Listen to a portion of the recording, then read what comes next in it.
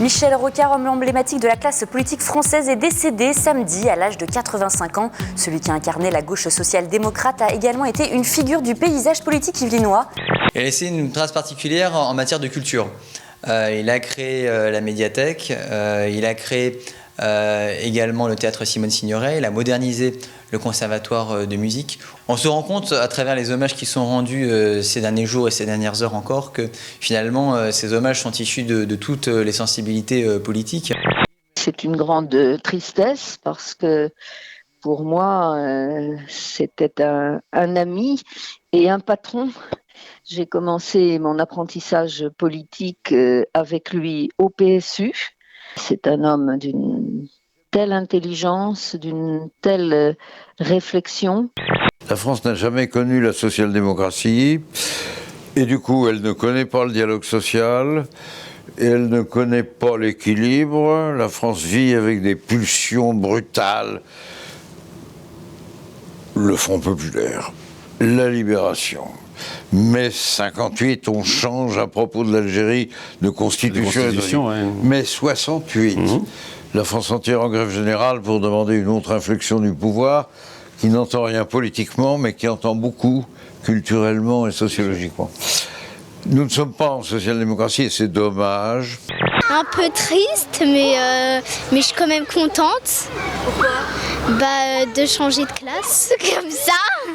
C'est des élèves que je quitte toujours avec regret, oui. Et bon, ils vont me manquer un petit peu, forcément. Chaque délégué du gouvernement a une mission particulière, un périmètre. Pour Trappes, il s'agit de la chaîne éducative qui commence, on va dire, à l'arrivée de l'enfant sur Trappes jusqu'à son insertion professionnelle.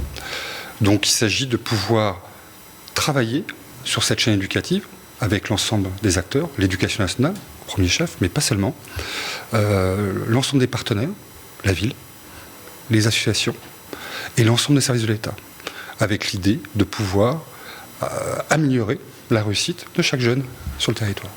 J'ai eu la mention assez bien et je suis vraiment étonnée parce que franchement avoir 12 au bac alors que je pensais avoir 10 en fait et franchement je suis choquée, étonnée de moi-même et fière de moi quoi. J'y croyais pas mais au final je l'ai donc je suis vraiment très contente parce que j'y croyais vraiment pas du tout.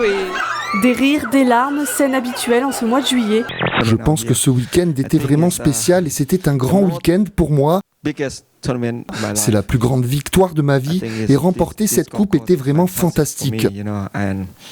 Croyez-moi, je suis vraiment ravi de ça, c'est absolument parfait. 47 étudiants se sont rassemblés pendant 5 jours pour la 3e édition de l'Innovation Summer Camp de l'Université Paris-Saclay. 8 projets étaient centrés sur la problématique des nouvelles mobilités. Les idées ne manquaient pas dans le hall de l'Estaca quelques heures avant le verdict du jury. C'est une application pour faciliter le transport en commun dans la ville et donner un côté plus social au transport en commun. C'est super intense mais ça fonctionne, c'est génial. C'est une méthode vraiment qui vient d'arriver en France. Je crois que c'est un des premiers stages qui est fait en France aujourd'hui en Google Design Sprint. Et ce qu'on peut produire en une semaine, c'est incroyable. Des cabinets pourraient mettre des mois pour le faire. À Trappes, la prévention devient attrayante. Pour sa première journée porteuse ouverte, l'Institut de promotion de la santé organisait conférences, ateliers et démonstrations, une manière plus attractive d'attirer le public selon la directrice.